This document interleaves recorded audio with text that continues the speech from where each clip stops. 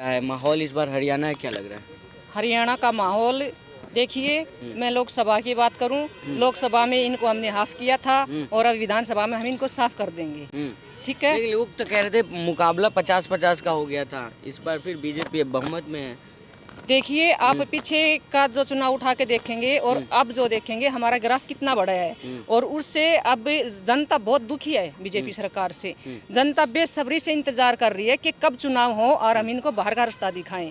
किसान कर्मचारी और महिलाएं और व्यापारी मजदूर हर वर्ग मतलब इतना परेशान है इनसे। 10 साल के दौरान इन्होंने महंगाई और बेरोजगारी मतलब किसी पे भी कोई मतलब काम नहीं किया। ऐसे 5 साल सूखे निकाल दिए, युवाओं का लिए कोई रोजगार का रास्ता नहीं निकाला और कोई इन्होंने भर्ती नहीं की। 1-2 भर्ती की है वो सारी कोर्ट में लटका के रखी है। तो बताओ ऐसी सरकार को कौन चाहेगा? पर जो है मुद्दे क्या होंगे आप लोग? मुद्दों की तो कमी ही नहीं है, मुद्दे ही मुद्दे हैं। कांग्रेस के पास तो मुद्दे ही मुद्दे हैं। हमारे नेता राहुल गांधी हैं, आए दिन रोज एक मुद्दे मतलब खत्म ही नहीं होते, इतने मुद्दे हैं। लेकिन जनता का झुकाव जो है भाजपा की तरफ तो है ना, प्रधानमंत्री नरेंद्र मोदी का बड़ा चेहरा। नहीं, ये आप गलत कह रहे हो। भाजपा की तरफ कोई झुकाव नहीं है और कांग्रेस का आप देख रहे होगे। हमारे नेता राहुल गांधी ने, मानती भी हूँ और मैं क्या मानती हूँ, सारा देश मानता है कि इस देश का सौभाग्य है कि राहुल गांधी जैसे नेता मिले हैं। अगर राहुल गांधी जैसा नेता नहीं होते तो आज कितनी तानाशाही हो रही है, विपक्ष इतना मजबूत है। एक सच्चा लीडर राहुल गांधी जी हमें इस देश को मिला है, जो मतलब कि हमारे देश की आवाज़ उठाने के लिए तत्पर खड़ा रहता है। महिला सुरक्षा की बात करें तो हरियाणा में किस तरह से देख रही है? हरियाणा में कितना महिला सुरक्षित है? आप लोग कैसे महसूस? नहीं है महिला सुरक्षा। आए दिन रोज आप देख रहे हो महिलाओं के साथ कितना अत्याचार हो रहा है। रोज आए दिन अखबार भरा पड़ा रहता है। तो महिलाएं खुद परेशान हैं और कोई सुरक्षा नहीं है, कोई सम्मान नहीं है। कांग्रेस पार्टी एक ऐसी है जो 36 बिरादरी के लिए सम्मान भी देती है, उनके अधिकार भी सुरक्षित हैं। तो बीजेपी सरकार से तो सब तंग आ चुके हैं। बहुत बेसब्री से चुनाव का इंतजार है, जल्दी से चुनाव हो जाए और हम इसको बाहर निकालें। महिला सुरक्षा अहम मुद्दा है, कितना सुरक्षित आप लोग महसूस करती हैं? खैर यहाँ पर तो इतना है नहीं है, लेकिन फिर भी चाहते हैं कि राहुल गांधी आए। एक बार तो मौका उन्हें मिलना चाहिए, राहुल गांधी को एक बार मौका तो उन्हें, क्योंकि वो है ना गरीब लोगों के लिए बहुत कुछ करते हैं। हर किसी महिला को देखो, किसी को भी देखो, अगर कहीं भी दूर भी दिख जाते हैं तो पास में बुला के हाथ मिलाते हैं, गले मिलाते हैं। नहीं, बड़े बड़े लोग तो दूर से ही भगा देते हैं कि भाई जाओ यहाँ से। राहुल जी बहुत अच्छे हैं, बहुत बढ़िया है। क्या होगा सर इस बार हरियाणा में? हरियाणा में तो एक तरफा है, जनता ने मूड बनाया हुआ है। कांग्रेस आएगी, बीजेपी जाएगी। यहाँ तो देख रहे हैं मोदी जी खट्टर को भेज दिए, सैनी को भेज दिए। अब देख रहे हैं एकदम हाँ, मुकाबला कोई मुकाबला तगड़ा नहीं, एक तरफा है। ये आज का जो सर्वे है, सर्वे बता रही है, इन्हीं की सर्वे रिपोर्ट कि 20-22 बीजेपी, रिमेनिंग जो है कांग्रेस। क्या मुद्दा क्या है इस बार आप लोग? मुद्दा देखिए कि यहाँ मुद्दा तो साफ साफ है। इनका पोर्टल की सरकार है। इन्होंने क्या काम किया? लोगों को लाइन में खड़ा कर दिया।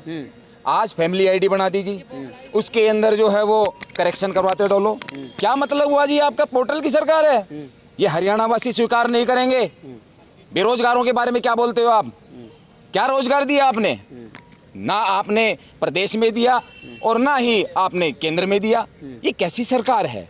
ये लोगों को छलने वाली सरकार है, झूठ बोलने वाली सरकार है। ये तो प्रधानमंत्री का देख रहे ग्राफ बढ़ रहा है। हाँ, कितना ग्राफ बढ़ा है? 400 पार और 250 पे अटक गए, 240 पे ये ग्राफ बढ़ गया, ग्राफ गिर गया इनका। बिहार का चुनाव होते ही नीतीश कुमार पलटू राम जी तो हैं ही, वो पलटेंगे, वो प्रधानमंत्री बनेंगे और वहाँ सरकार, ये केंद्र की सरकार गिरेगी। तो प्रधानमंत्री कह रहे हैं हरियाणा ने हमें गर्वान्वित किया है, मेडल इतने ला रहे हैं। आप लोग से मोहब्बत है प्रधानमंत्री को? प्रधानमंत्री जी को कितनी मोहब्बत है। देश की बेटियां यहाँ जंतर मंतर पे थी, घसीट के उनको परेशान किया गया। रात में बेचारी कह रही है भाई हम अपने अधिकारों के लिए रुकी हुई हैं। उनको उनके साथ क्या व्यवहार किया आपने? क्या कीजिए? ये नरेंद्र मोदी जी प्रधानमंत्री नहीं थे कि उस वक्त मिलने तक नहीं आए, एक शब्द नहीं बोला उन्होंने। हम हरियाणा वासियों में इस बात को भी लेकर बड़ा गुस्सा है। हम चुनाव के अंदर अपने गुस्से को निकाल कर और बीजेपी को जमुना पार करने का काम करेंगे। और भाई दीपेंद्र हुड्डा, चौधरी भूपेंद्र सिंह हुड्डा जी के नेतृत्व के अंदर हम 75 पार कांग्रेस को करने का काम करेंगे। किसानों के लिए तो काम किया ना मोदी जी ने। हाँ, मोदी जी ने किसान देखिए बॉर्डर के ऊपर पड़े हुए थे, ये सम्मान करते हैं। क्यों अगर इतने ही बढ़िया 3 कानून थे तो उनको वापस क्यों लिया? मैं पूछता हूँ, साल से 13 महीने से किसान जो है सड़कों पर थे, मोदी जी को याद नहीं आई? अब वही किसान इनको बीजेपी वालों को बाहर करने का काम करेंगे। किसान आंदोलन के बाद यूपी का चुनाव हुआ, बहुमत में आई ना सरकार। हाँ, तो देखिए आप क्या हाल हुआ यूपी के अंदर, एमपी चुनाव के अंदर क्या हुआ, कितना उनको खामियाजा भुगतना पड़ा इस चीज का। और खामियाजा भुगतना पड़ेगा हमारे हरियाणा से। तैयार है मतलब? बिल्कुल तैयार अरे है। आपके पास क्या नाम है सर? मैं एडवोकेट दिनेश सेन, हरियाणा करनाल से।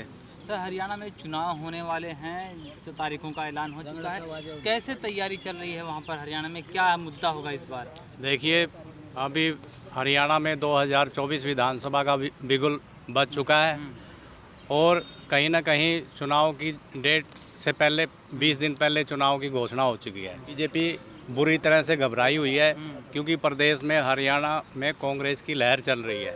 लहर का कारण मुख्य यह है कि 2024 से पहले जो राहुल गांधी ने यात्रा की थी सिंध से लेकर उत्तर तक, फिर तो भारत जोड़ो यात्रा का असर है वहाँ पर हरियाणा में? भारत जोड़ो यात्रा का हरियाणा में ही नहीं पूरे प्रदेश में आज असर दिख रहा है।